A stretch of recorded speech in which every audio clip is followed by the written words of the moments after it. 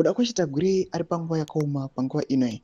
Takaona vana Tungwarara presidential advisor last weekend vachiataka kuda kwacho Tagwirei vachimoti ane maambitions ekusucceda mutungamiriri wenyika, vachiti isu hatidi zvevanhu vanouya vachida kustopa president, vachida kugura temu yavo, vachiti zvoni ivo nekuda kwemari they are going to take over.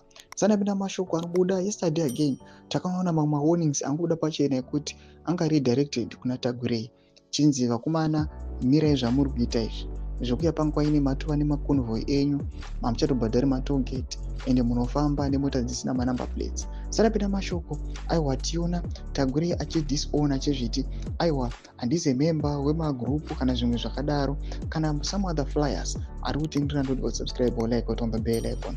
Mugungunuku anobudanyira achiti public notice. Fellow Zimbabweans, please be advised as follows. Dr. Tagwirei has issued a public warning against individuals who are deliberately attempting to tarnish his image through social media or any other platforms. Dr. Tagwirei is not a member of any WhatsApp group, social media pages, or message platforms that operate in his name. He has not authorized any individual or group to campaign, mobilize, or act on his behalf.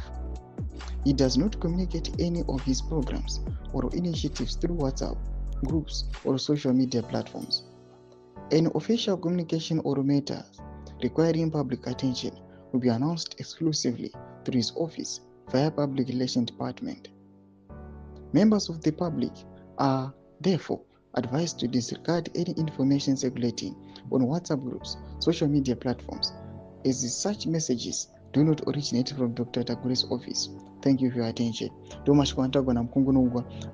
taona warnings up from the office of the president, taona kuti pane makampeni anga akatoschedula zvinzi Tagwirei aronga zvakati hatizozivi kuti chava chokwadi or is now withdrawing nokuda kuti ona kuti pashata. Amen. Muri Zimbabwe factional fights ariko and they are real.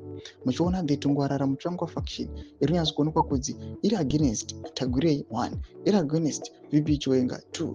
Panguva ine ichiti mutungamiriri wenyika ngaaramba aripo beyond 2028. Mina comment section medu dzafunguro aim kuti kudi pamusoro pama developments hour. So unsubscribe or like, turn on the bell icon.